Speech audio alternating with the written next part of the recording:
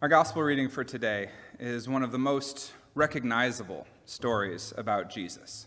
It's been depicted in countless works of art, including classic renditions, as well as some more modern takes, like the one that's on the cover of today's bulletin, as well as the one that you can see on the screens.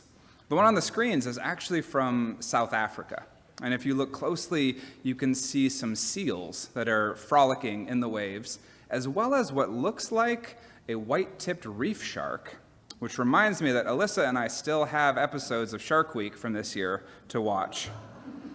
This is also the story that inspired those t-shirts that say, "My lifeguard walks on water," and it's even influenced the field of biology. There's a lizard that's known as the common basilisk, which it turns out is sadly not from Harry Potter, but is just a member of the iguana family. And it's nicknamed the Jesus lizard because its webbed feet give it the ability to run on water. And then, of course, there's one of my favorite cartoons, which depicts what it must have been like for Mary to give baby Jesus a bath, given his water-walking abilities. The story for today picks up right on the heels of the feeding of the 5,000 that we heard about last week. Jesus had just heard about the death of John the Baptist, and he was trying to find time to grieve, but the crowds followed him. And rather than sending them away, he had compassion. And he spent the day preaching, teaching, and healing, and not to mention feeding all of them with just 5 loaves of bread and 2 measly fish. So our passage for today is basically Jesus' second attempt to try and get some alone time.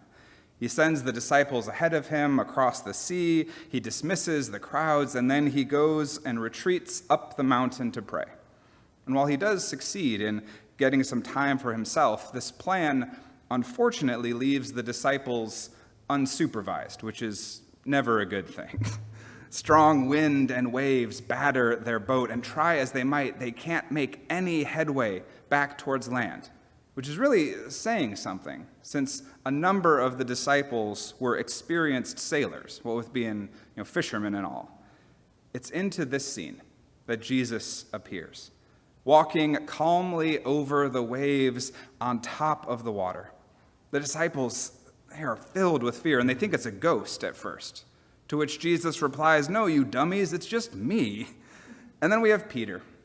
Oh, Peter, so eager, always the first to speak, even when his words are, as the guys from the radio show Car Talk would say, unencumbered by the thought process.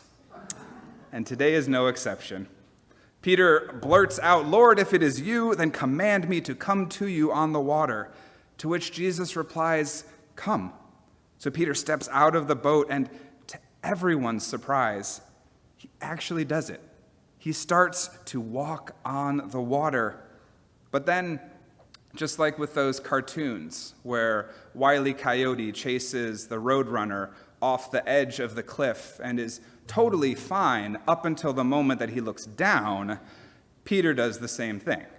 He notices the wind and the waves, and he starts to sink. And he cries out to Jesus for help, and Jesus grabs him and returns both of them to the safety of the boat. Now, over the years, preachers and theologians have made various assessments of Peter's ill-conceived attempt to walk on water. Some herald him as this model of what it means to live a life of bold faith. They applaud his bravery and his willingness to step from the safety of the boat into the unknown of the stormy sea.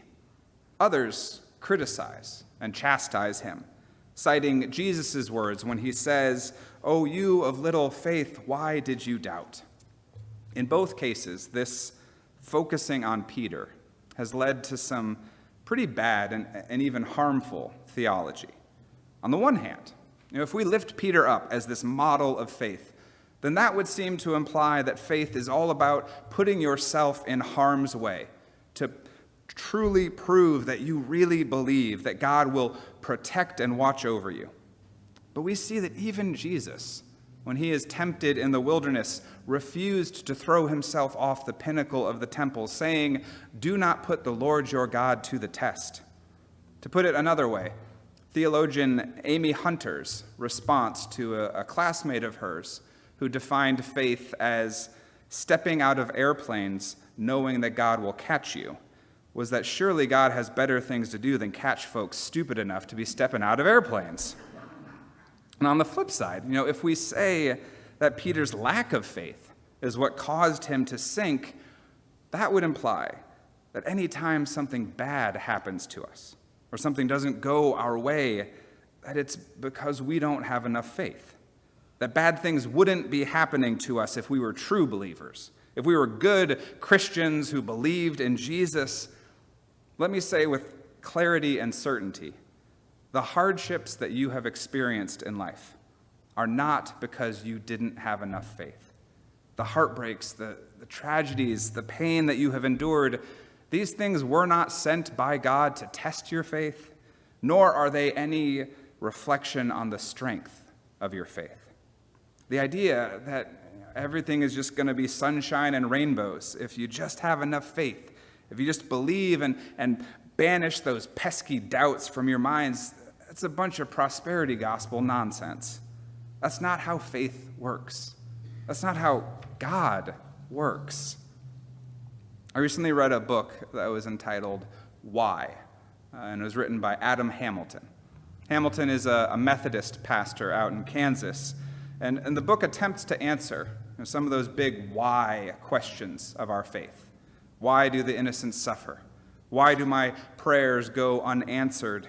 Why can't I see God's will for my life? Those are actually the titles of the first 3 chapters. And in the book, Hamilton talks about how somewhere along the line, we got this idea that the Bible teaches us that if we believe in God and try and be good people, that good things will happen to us. Unfortunately, that's not the message that the Bible teaches us at all. No, instead, the Bible tells story after story of people who believe and trust in God, of people whom God favors even, that still experience hardships, trials, tribulations, and suffering. Joseph, with his technicolored dream coat, is sold into slavery by his brothers.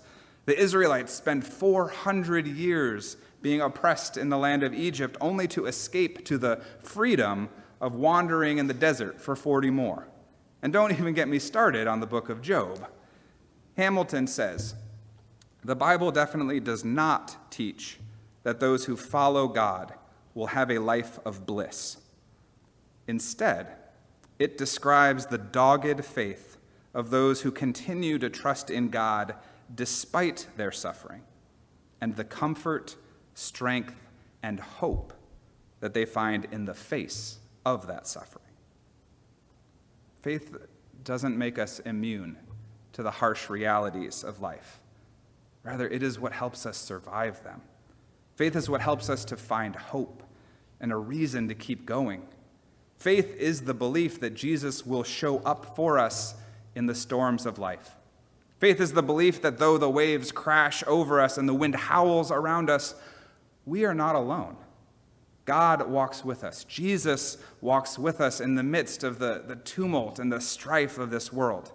Jesus even saves us from disasters that are of our own making. After all, the whole walking on water thing was Peter's idea to begin with. So the real wisdom of this story isn't found by overanalyzing Peter's intentions or the outcome of his attempt. No, it is found when we look to Jesus, to the hope and the promise and the assurance that comes with knowing that we have a Savior who will show up in the midst of the storms that we experience in this life. Now, that being said, there are 2 important things that I think we need to recognize when it comes to this idea. The first is that you'll notice that the storm doesn't magically stop as soon as Jesus shows up. Unlike the scene in Mark's gospel where Jesus wakes up from his nap and he immediately silences the sea, in this story, the wind and the waves continue to rage even after Jesus has arrived. Jesus' presence doesn't instantly remove the dangers and the threats that surround the disciples, but what his presence does do is provide them with peace in the midst of those dangers. Rather than be consumed by their fear, when Jesus becomes their focal point, the storm can rage all it wants around them to no avail. And as odd as this sounds, it reminds me of something that I learned at my Zumba class that I take at the YMCA here in Encinitas. Even with some of the ridiculous and silly dance moves that we do that have not been good enough to even make it into our VBS choreography some years, I don't feel foolish in that class very often, except for when it comes time for our cool-down stretching. And we have to do that one stretch for your quad muscle, where you stand on one leg and you hold your foot behind your back. Because I'm not that flexible, so getting into that position means that I have to kick my heel up blindly and grab and hope that the timing works out, which it doesn't always. And then I have to try again, and I end up looking like a flamingo with a leg spasm. And then when I finally do catch it, I almost immediately start to lose my balance. At which point, there's basically two options. One is to let go of my leg and stabilize myself with 2 feet on the ground, but that feels too much like defeat. And plus, there's no telling how many more backward kicks it'll take to get back into that position. So I inevitably choose the second option, which is to hop around on one leg like an out-of-control pogo stick. But the good news is that I've learned a trick that can help avoid all of this. You just have to pick a specific point on the ground to focus on. And the act of steadying your gaze actually helps you steady your whole body. And the same is true with Jesus. Jesus gives us something to focus on in the storms of life that seek to overwhelm and sink us. Jesus doesn't get rid of the wind and the waves and the danger, but he helps us to be grounded, and he steadies us as we navigate through them. For centuries, the anchor cross was a prominent symbol in Christianity, because in addition to the traditional anchor that you think of, there's another kind that's called a drag anchor that's used primarily in storms. It doesn't sink to the bottom and hold you in one place, which actually would be a terrible idea in a storm and would put you in even greater danger. Instead, as the name would imply, it drags through the water, which helps to stabilize the ship as it continues to move forward and navigate its way through the storm. That is what Jesus does for us. The other thing that I think is important to realize in all of this is that how Jesus shows up might not always be as obvious as we want/hope it'll be. Wouldn't it be amazing if in the midst of our struggles we had this sure and certain sign that Jesus was there and that everything was going to be all right? That would be incredible. But sadly, it's not usually how it works. And more often than not, it actually feels like it's the opposite. We look and look and look and can't seem to find Jesus anywhere. We cry out to God and we get no response in return. Have you ever felt that way? Felt like you were alone at a time when you most needed God to show up? I know that I have. And those moments can feel so disheartening. And sometimes I find myself slipping back into those bad theologies that we talked about earlier, telling myself that maybe it's because my faith isn't strong enough, that it's my fault that God isn't there by my side, when in reality, none of that is true. It's just that I'm not looking for God in the right places. Rather than those otherworldly, unexplainable miracles, which can and do happen, for the most part, God tends to show up in the ordinary, the everyday, the mundane. Hamilton put it this way: God's customary way of working in our lives is through what appear to be ordinary means. Rather than suspending the laws of nature that God created and bypassing the humans that God created to do God's work, God typically works through natural laws and through people. We so want God to show up in this blaze of glory that's so obvious that we can't miss it or ignore it. But God is far more likely to show up in the form of a text from someone that you haven't talked to in a while that says, "Hey, I miss you. Let's talk soon." God shows up in the form of $20 that your friend sends you after you've had a tough day with a note that says, "Go treat yourself to something."